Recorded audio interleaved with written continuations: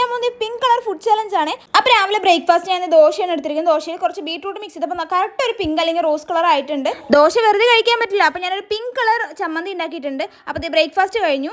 പിന്നെ ഇതൊരു 11:45 ആയ സമയത്ത് ഞാൻ കുറച്ച് ജ്യൂസ് അടിച്ച് കുടിച്ചിട്ടുണ്ടായിരുന്നു. ഇത് ബീട്രൂട്ടും ക്യാരറ്റും കൂടെ അടിച്ച ജ്യൂസ്. നമ്മൾ ആഴ്ചയിൽ ഒരു 3 ദിവസം ABC ജ്യൂസ് കുടിക്കുന്നതൊക്കെ സ്കിന്നിനും ഹെയറിനൊക്കെ നല്ലതാണ്. ഇനി വല്ല പിങ്ക് കളർ ഉണ്ടോന്ന് പറഞ്ഞാൽ ഫ്രിഡ്ജ് നോക്കിയപ്പോഴായിരുന്നു അവിടെ എന്തെങ്കിലും കുറച്ച് കേക്ക് വാങ്ങിച്ചിട്ടുണ്ടായിരുന്നു. റെഡ് വെൽവെറ്റ് ആണെങ്കിലും അതൊരു പിങ്ക് കളർ ആയിരുന്നു കേട്ടോ. പിന്നെ ഉച്ചയ്ക്ക് കഴിക്കാൻ വേണ്ടിയിട്ട് ഞാൻ കുറച്ച് റൈസ് ഉണ്ടാക്കിയിട്ടുണ്ട്. ഞാനിത് ഇവിടെ നോക്കിയതൊന്നല്ല, ഞാൻ സ്വന്തമായി ഉണ്ടാക്കിയ റെസിപ്പി ആയിരുന്നേ. സംഭവം കാണാൻ നല്ല ഭംഗിയില്ലേ? ഭംഗി മാത്രമല്ല നല്ല ടേസ്റ്റ് ഉണ്ടായിരുന്നു കേട്ടോ. പിന്നെ ഇതേ 4 മണിയൊക്കെ ആയ സമയത്ത് ഞാൻ കുറച്ച് സ്നാക്സ് ഒക്കെ എടുത്ത് കൈവച്ചിട്ടുണ്ട്. ഞാൻ പൊട്ടിക്കാന്ന് പറഞ്ഞ ഒരാൾ പിണങ്ങിയതായിരുന്നു. അവളുടെ ഡ്രസ്സും ഭയങ്കര പിങ്ക് ആയിരുന്നു കേട്ടോ, നല്ല രസമുണ്ടായിരുന്നു. ലാസ്റ്റ് ആയപ്പോഴും ഞാൻ വിചാരിച്ചു ഞാനും കൂടെ പിങ്ക് കളർ ഇടായിരുന്നു എന്ന്. അങ്ങനെ ഞങ്ങൾ പിണക്കൊക്കെ മാറ്റിയിട്ടുണ്ട്. അവളെ ഹാപ്പി, ഞാനും ഹാപ്പി. പിന്നെ നമ്മൾ ബിസ്ക്കറ്റ് കഴിച്ചിട്ടുണ്ടായിരുന്നു. അതിന്റെ പേര് ഞാൻ ശരിക്കും ഓർക്കുന്നില്ല, ഡ്രീം അങ്ങനെ എന്തോ ആയിരുന്നു. പക്ഷെ പണ്ട് കഴിച്ച അതേ ടേസ്റ്റ് ഉണ്ടായിരുന്നു ഇപ്പോഴും ഉണ്ടായിരുന്നേ. അങ്ങനെ ബിസ്ക്കറ്റൊക്കെ ഞങ്ങൾ കഴിച്ചതിന് ശേഷം പിന്നെ തുറന്ന റൈറ്റാണ് വേഫർ. ഇതും ബിസ്ക്കറ്റിനേക്കാളും അടിപൊളി ടേസ്റ്റ് ആയിരുന്നു കേട്ടോ. എനിക്ക് മാത്രമല്ല അവൾക്കും ഇതാണ് ഏറ്റവും കൂടുതൽ ഇഷ്ടമായേ.